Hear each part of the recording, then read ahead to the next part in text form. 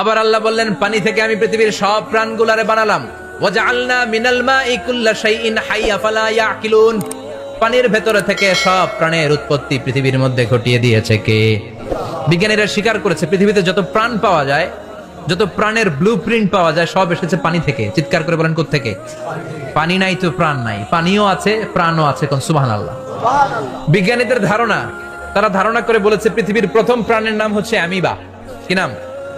ওরা বলেছে এটা এককোষী জীব। It's a very small unicellular organism found ever in the world.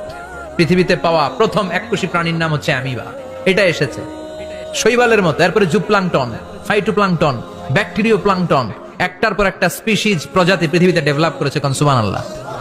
এই পানির কথা কোরআনের ভেতরে বলে দিল কে? এজন্য আল্লাহ বললেন ওয়াল কোরআনিল হাকিম, বিজ্ঞানময় কোরআনের শপথ। এই কোরআনটা বিজ্ঞানের ঠাসা। এই কোরআন আশ্চর্যের শেষ নাই। এই কোরআন কোনোদিন পুরাতন হয় না। এই কোরআনের ভেতরে আল্লাহ দিয়েছেন হেদায়েতের মশাল, আর কোরআনটাকে বানিয়েছেন বিজ্ঞানের সুউচ্চ মিনার। জোরে কোন সুবহানাল্লাহ।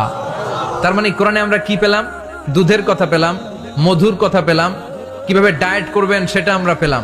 আমরা কসমোলজি পেলাম, অ্যাস্ট্রোলজি পেলাম, বায়োলজি পেলাম, ফিজিক্স পেলাম, ওয়াটার সাইকেল পেলাম।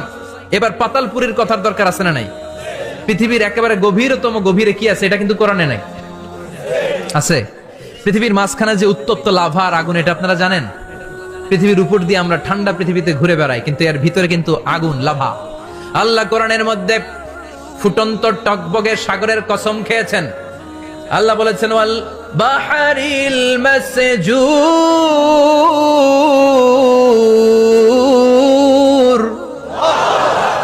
আমি কোরআনের ভেতরে ফুটন্ত টকবগে সাগরের পানির কসম খেলাম। পড়েন সুবহানাল্লাহ। সাগরের পানির ফুটন্ত টকবগে সাগরের পানির কসম। সাগরের পানি আবার ফুটন্ত হয় কি করে? পানি কি হয় ঠান্ডা? পানি কি?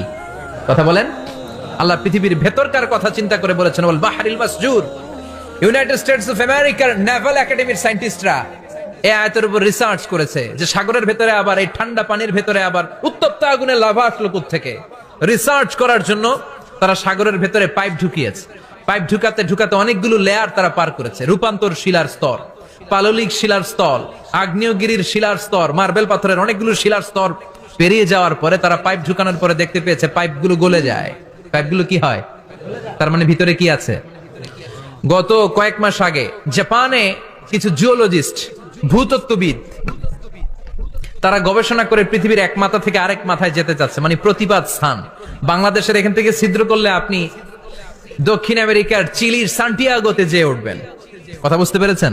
তার মানে বাংলাদেশের প্রতি